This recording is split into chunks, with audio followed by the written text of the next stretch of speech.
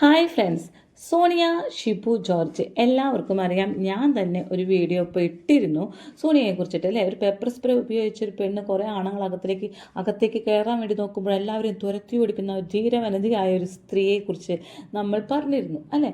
പക്ഷേ ആ pepper spray ഉപയോഗിക്കുമ്പോൾ നമ്മൾ വിചാരിച്ചു, അയ്യോ എന്തൊരു ആണുങ്ങളാണ് ഇവരൊക്കെ, എന്തിനാണ് ഈ സ്ത്രീയുടെ വീട്ടിലേക്ക് അതിക്രമിച്ച് കയറുന്നത്. അപ്പോൾ ഈ സ്ത്രീ പറയുന്നത് ഒറ്റ എൻ്റെ വീട്ടിൽ കയറരുത് എന്നൊക്കെ പറയുന്നത്, എല്ലാത്തിനും തുരത്തി ഓടിക്കുന്നുണ്ട്. പിന്നീടാണ് മനസ്സിലായ സ്വന്തം കാല് തളർന്ന, അത് അരക്കി കീഴ്പോട്ട് തളർന്ന സ്വന്തം ഭർത്താവിനെ വീട്ടിൽ കൊണ്ടാക്കിയതാണ് അവർ എന്ന്. എന്നിട്ട് പിന്നീട് മനസ്സിലായത് എന്താണ്, ആ ഭർത്താവിൻ്റെ വീടാണത്, അയാളുടെ വീടാണത്. ഈ ഷിബു ജോർജ് എന്ന ഈ കോൺഗ്രസ് പ്രവർത്തകൻ 10-18 വർഷമായിട്ട് തളർന്നു കിടപ്പിലായിരുന്നു. അങ്ങനെ ഇരിക്കുന്ന സമയത്താണ്, 12ാമത്തെ വർഷം തളർന്നു കിടക്കുന്ന സമയത്താണ് ഈ സോണിയ രണ്ടാമതായിട്ട് ഒരാളെ കല്യാണം കഴിച്ചത്. അത് ഷിബു ജോർജിനെ. ഒന്നാമത്തെ ബന്ധം വിച്ഛേദിച്ചിട്ട് രണ്ടാമത് ഇവർ ഇഷ്ടപ്പെട്ട് കല്യാണം കഴിച്ചതാണ്. അപ്പോൾ ഷിബു ജോർജ് പറഞ്ഞു, എനിക്ക് തളർച്ചയുള്ള ആളാണെന്നൊക്കെ പറഞ്ഞപ്പോൾ എനിക്ക് ഇഷ്ടമാണ് എന്നൊക്കെ പറഞ്ഞ് ഇവരെ വീട്ടിൽ വന്ന് ഇവരെ കല്യാണം കഴിച്ച് വന്നതാണ്. എന്നിട്ട് പിന്നെ 2021 നമുക്ക് അടിച്ചു പിരിഞ്ഞു. കൊറോണ സമയത്താണ് കല്യാണം. എന്നിട്ട് അടിച്ചു പിരിഞ്ഞു രണ്ടുപേരും. അങ്ങനെ അമ്മ ഹോസ്പിറ്റലൈസ്ഡായി, ഇയാൾ ഒരു അഗതി മന്ദിരത്തിലായി. അപ്പോൾ ഇയാളുടെ വീട്ടിലാണ് ഇപ്പോൾ സോണിയ നിൽക്കുന്നത്. അയാളുടെ വീട്ടിലോട്ട് അയാളെ കൊണ്ട് കോൺഗ്രസ് പ്രവർത്തകർ കൊണ്ട് ചെന്നാക്കിയപ്പോൾ പെപ്പർ സ്പ്രേ ഉപയോഗിച്ച് അവരെ തുരത്തി ഓടിക്കുന്ന രംഗമാണ് നമ്മൾ കഴിഞ്ഞ വട്ടം പറഞ്ഞത്. ഈ വട്ടം സോണിയയുടെ വേറൊരു നാടകമായി പുറത്തിറങ്ങിയിട്ടുണ്ട്. സോണിയ സ്വന്തം അമ്മയെ പിടിച്ച് ആശുപത്രിയിൽ കിടന്നുകൊണ്ട് അമ്മയോട് പറയണം, അമ്മ നമ്മുടെ ആ വിവാദ നായകൻ വന്നിട്ടുണ്ട് ഷിബു ജോർജ് എന്നൊക്കെ പറഞ്ഞിട്ട്. അപ്പോൾ ഈ ഷിബു ജോർജുമായിട്ടുള്ള അടി എന്താണെന്ന് വെച്ചാൽ, ഷിബു ജോർജ് ഓറൽ സെക്സ് അതിനുവേണ്ടി കുറേ പെണ്ണുങ്ങളെ വീട്ടിലേക്ക് കൊണ്ടുവരുന്നു, അതാണ് പ്രശ്നം എന്നാണ് ഈ സ്ത്രീ പറയപ്പെടുന്നത് കേട്ടോ. പക്ഷെ അരയ്ക്ക് താഴോട്ട് തളർന്ന ആൾക്ക് എന്ത് ഇമോഷനാണ് എനിക്ക് മനസ്സിലാകുന്നില്ല. അപ്പോൾ ഷിബു ജോർജ് പിന്നെ ഈ സ്ത്രീയെ ഉന്തിയിട്ട് കൊല്ലാൻ നോക്കി, ഇതൊക്കെയാണ് കേസ്. അപ്പോൾ ഷിബു ജോർജ് തിരിച്ച് കേസ് കൊടുത്തിരിക്കുന്നത് അമ്മയെയും മകനെയും കൊല്ലാൻ നോക്കി, അവരുടെ വീട് കയ്യേറിയിരിക്കുന്നു എന്ന് പറഞ്ഞ് തിരിച്ച് കേസ് നടന്നുകൊണ്ടിരിക്കുകയാണ് കേട്ടോ. അപ്പം ഇന്ന് നെക്സ്റ്റ് എന്താണ് കൊണ്ടുവന്നിരിക്കുന്നത് എന്ന് നമുക്ക് നോക്കാം. അതിന് മുന്നേ എൻ്റെ ചാനലൊന്ന് സബ്സ്ക്രൈബ് ചെയ്യുക, ഷെയർ ചെയ്യുക, ലൈക്ക് ചെയ്യുക, ബെൽ ബട്ടൺ കൂടി അമർത്തുക കേട്ടോ. അങ്ങനെ സുഖമില്ലാത്ത അമ്മേനെയും പിടിച്ച് ആശുപത്രിയിൽ കിടന്നുകൊണ്ട് പറയണം, അമ്മ പുതിയ നായകൻ വന്നിട്ടുണ്ട്, നമ്മളെക്കുറിച്ച് ഇങ്ങനെയൊക്കെ പറയാൻ പറ്റും. പക്ഷെ അമ്മയ്ക്ക് ഒന്നും പറയാൻ പറ്റുന്നില്ല. അമ്മ വയ്യാതെ കെടുപ്പിലാണ്. അമ്മ എന്ത് പറയാനാണ്? അമ്മ പറയാൻ എനിക്ക് വയ്യ എന്നെ കെടുത്തു മാത്രമേ അമ്മ പറയുന്നുള്ളൂ കേട്ടോ. ആ വോയിസ് നമുക്കൊന്ന് കേൾക്കാം. പറയാണേ, ഞാനേ അവൻ്റെ വീട് സ്വത്തൊക്കെ കണ്ടിട്ടാ വന്നേന്ന്. അയാളുടെ സ്വത്ത് കണ്ടിട്ടല്ല, അതിപ്പോൾ എന്തിനാണ് ഈ സ്ത്രീയോടെ വന്ന് നിൽക്കുന്നത്? അയാളെ വീട്ടിലാണ് ഇപ്പോഴും നിൽക്കുന്നത്. അയാളെ കൊണ്ടാക്കിയപ്പോൾ അയാൾ അവിടെ നിന്ന് ഇപ്പോൾ തുരത്തി ഓടിപ്പിക്കുന്നു പെപ്പർ സ്പ്രേ ഉപയോഗിച്ചിട്ട്.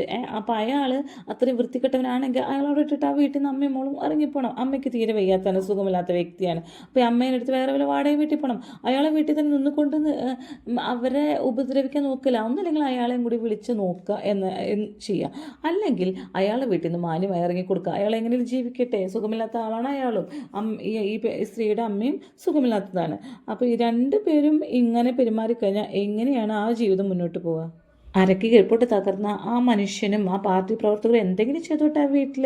ഇവരവിടെ നിന്ന് ഇറങ്ങി കൊടുത്താൽ മതിയില്ലേ? ഇവരെന്തിനാണ് അവിടെ ഇവരെ ഉപദ്രവിക്കാൻ നിൽക്കുന്നത്?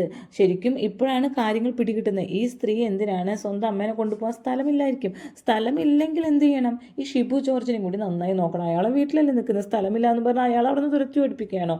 അയാളെ ഇഷ്ടമല്ല. രണ്ടുപേരും കേസിലാണ് നിൽക്കുന്നത്. കേസിലാണെങ്കിൽ കേസിൻ്റെ രീതിയിൽ പോട്ടെ എന്ന് വിചാരിക്കണം. രണ്ടുപേരും അങ്ങോട്ടും ഇങ്ങോട്ടും ആരുടെ കയ്യിലെ തെറ്റെന്നറിയില്ല. പക്ഷേ ഈ ഒരു കാര്യത്തിൽ ഞാൻ പറയുന്നു, അയാളുടെ വീട്ടിൽ നിന്നുകൊണ്ട് അയാളെ പ്രവർത്തകരെയും തുരത്തി ഓടിപ്പിക്കുന്നത് ശരിയല്ല എന്ന് തന്നെയാണ് എനിക്ക് പറയാനുള്ളത്. ഇനി നെക്സ്റ്റ് വോയിസ് നമുക്കൊന്ന് കേൾക്കാം. എന്റെ സ്വന്തം അപ്പനും എന്റെ സഹോദരനും എന്റെ രണ്ടാനമ്മ എന്ന് പറയുന്ന സ്ത്രീകളെയൊക്കെ കൂടിയായിരുന്നു. എന്റെ അപ്പൻ എന്ന് പറയുന്ന ഒരു ജന്മമില്ലേ, ഞാനത് പറഞ്ഞുതരാം എന്താണെന്നുള്ളത്. പാവപ്പെട്ട എന്റെ ഒരു അമ്മയെ, അതായത് സുന്ദരാമ്മാള് 17 വയസ്സിൽ ഒരു ഹിന്ദുവായ സ്ത്രീയെ ആള് വിവാഹം കഴിക്കുന്നെന്ന് പറഞ്ഞ് വിളിച്ചുകൊണ്ട് വന്നു. എന്നിട്ട് വിവാഹം കഴിക്കാൻ വേണ്ടിയിട്ട് ക്രിസ്ത്യൻ മതം സ്വീകരിപ്പിച്ചു ഹിന്ദുവായ ആ സ്ത്രീയെ. എന്നിട്ട് ക്രിസ്ത്യൻ മതം സ്വീകരിപ്പിച്ചിട്ട് എന്തുണ്ടായേ? ഐഡിയിലൊന്നും ക്രിസ്ത്യൻ മതത്തിന്റെ ഇത് ക്രിസ്ത്യാനി എന്നുള്ളതല്ല, അതിലെല്ലാം വിശ്വകർമ്മ എന്നുള്ള രീതിയിൽ സുന്ദരമ്മാളും തന്നെ പേര് അനിതാ തങ്കച്ചെന്ന് മാറ്റി പള്ളിയിൽ മാമോദിസ മുക്കി ആ സ്ത്രീനെ വേദം പഠിപ്പിച്ചു. അതിനെ ആ രീതിയിൽ ആക്കിയെടുത്ത് 2 കുട്ടികളെയും ജനിപ്പിച്ചു. അതുങ്ങളെയും മാമോദിസ മുക്കി ജീവിപ്പിച്ചു. ആ സമയത്ത് തന്നെ വെറും കൽപ്പണിക്കാരനായ എന്റെ അപ്പൻ തങ്കച്ചൻ ആലുവ ചുണങ്ങംവേലി പള്ളിയിൽ വെച്ചിട്ടാണ്, സെന്റ് ജോസഫ് പള്ളിയിൽ വെച്ചിട്ടാണ് എന്റെ അമ്മേനെ ക്രിസ്തുമതം സ്വീകരിപ്പിച്ച് താലികെട്ടിയത്. എന്നിട്ട് ആ ഒരു വ്യക്തി ലോകത്തുള്ള എല്ലാ സ്ത്രീകളുമായിട്ട് എല്ലാ റിലേഷനും ഉണ്ടാക്കി. പാവം എന്റെ അമ്മയ്ക്ക് 10, 21, 22 വയസ്സുള്ളപ്പോൾ പോലും എന്റെ അമ്മ ഇങ്ങനെ ഓരോ സ്ത്രീകളുടെ വീടുകളിൽ കയറി ഇറങ്ങി നടക്കും. എന്റെ അപ്പൻ ഇങ്ങനെ എന്താ പറയാ, ആ സ്ത്രീകളുടെ കാല് പോലെ എന്റെ അമ്മേനെ കൊണ്ട് പിടിപ്പിച്ചിട്ടുണ്ട്. അത്രയേറെ എനിക്ക് വിഷമം കൊണ്ട് എന്താ പറയണ്ടേന്ന് പോലും അറിയില്ല. എന്റെ അപ്പനെ ആ സ്ത്രീനെ ഉപേക്ഷിച്ചു. വേറെ 1, 2 സ്ത്രീകളല്ല എന്റെ അപ്പൻ വിവാഹമല്ല. എന്റെ അമ്മേനെ ഒരുപാട് ഉപദ്രവിച്ചിട്ടുണ്ട്, ഒരുപാട്. എന്റെ അമ്മ എന്റെ അമ്മേനെ നാട്ടിൽ പോലും പോകാൻ പറ്റാത്ത അവസ്ഥയിൽ എന്റെ അമ്മേനെ ഓരോ വൃത്തികേടുകൾ പറഞ്ഞുണ്ടാക്കി. എന്നിട്ട് വേറൊരു റീന എന്ന് പറയുന്ന ഒരു സ്ത്രീനെ രജിസ്റ്റർ മാരേജ് ചെയ്തു. അപ്പോഴും ആലോചിക്കണം, പള്ളിയിൽ വെച്ചിട്ട് താലി കെട്ടിയിട്ടാണ് അയാള് പോയി ഈ ഒരു രജിസ്റ്റർ മാരേജിനും കൂടി ചെയ്ത്. അതിനുശേഷവും ആലുവ എടയപ്പുറം എന്ന് പറഞ്ഞ സ്ഥലത്ത് വേറൊരു സ്ത്രീയിലും മക്കളുണ്ട്. ഇതിനെല്ലാം സപ്പോർട്ട് നിൽക്കുന്നത് എന്റെ ആങ്ങളയായ ടോണി തങ്കച്ചനാണ്. ഇപ്പോൾ സ്വന്തം അച്ഛൻ്റെ പേരിലും ആങ്ങളുടെ പേരിലും ഉന്നയിച്ച ഈ കാര്യങ്ങൾ അത് ശരിയാണോ തെറ്റാണോ നമുക്കറിയില്ല. ശരിയായിരിക്കാം, തെറ്റായിരിക്കാം, അതൊക്കെ അവരുടേതായ കാര്യം. അവരത് കേസ് കൊടുക്കാതിരിക്കുകയും അങ്ങനെ വിജയിപ്പിക്കാതിരിക്കുക എന്തോ ആവട്ടെ, അതൊന്നുമല്ല നമ്മുടെ വിഷയം. നമ്മുടെ വിഷയം എന്താണ്?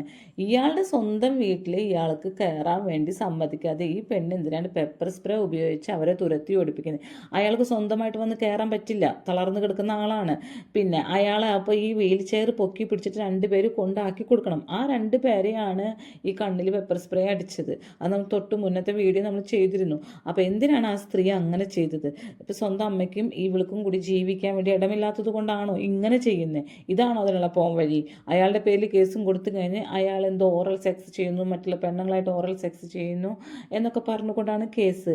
പക്ഷേ ഇതൊക്കെ നമ്മൾ ആരോപിക്കുമ്പോൾ അയാൾക്കും ദേഷ്യം വരും ഇല്ലേ? അപ്പോൾ അയാൾ എന്ത് ചെയ്യും? അയാളെ വീട്ടിൽ നിന്ന് ഇറങ്ങിപ്പോടി എന്നും പറഞ്ഞാൽ അയാൾ വീട്ടിൽ വന്ന് കയറും. ആൾ 1.5 വർഷമായിട്ട് അഗതി മന്ദിരത്തിലാണ് കേട്ടോ താമസിക്കുന്നത്, ആരും നോക്കാനില്ലാതെ. ഇനി ഈ സ്ത്രീ പുറത്തു വിട്ട ഒരു പോസ്റ്റാണ് ഇട്ടത്. സുന്ദരമ്മാള് സ്വന്തം അമ്മേനെ കെടുത്തി ഉറക്കി ഈ നേതാവിൻ്റെ നുണക്കഥകൾ പറഞ്ഞുകൊണ്ട് ഞാൻ എൻ്റെ അമ്മേനെ ചോറ് വാരി കൊടുത്ത് കെടുത്തി ഉറക്കി. കുഞ്ഞിലെ എനിക്ക് ചോറ് വാരി തന്ന് പറഞ്ഞുറക്കിയ അത് ഇപ്പോൾ തിരിച്ച് ചോദിക്കുകയാണ് എന്നുള്ള ലെവലിൽ ഇങ്ങനൊരു ഇതൊക്കെ എഴുതി പോസ്റ്റൊക്കെ ഇട്ട് മൂപ്പരാൾ സന്തോഷമായിട്ട് ഇരിക്കുന്നുണ്ട്. സ്വന്തം അമ്മേനെ നന്നായി ആൾ നോക്കുന്നുണ്ട് കേട്ടോ.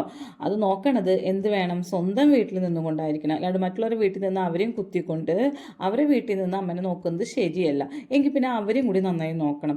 ഇത്രയും എനിക്ക് പറയാനുള്ളൂ. Okay, thank you.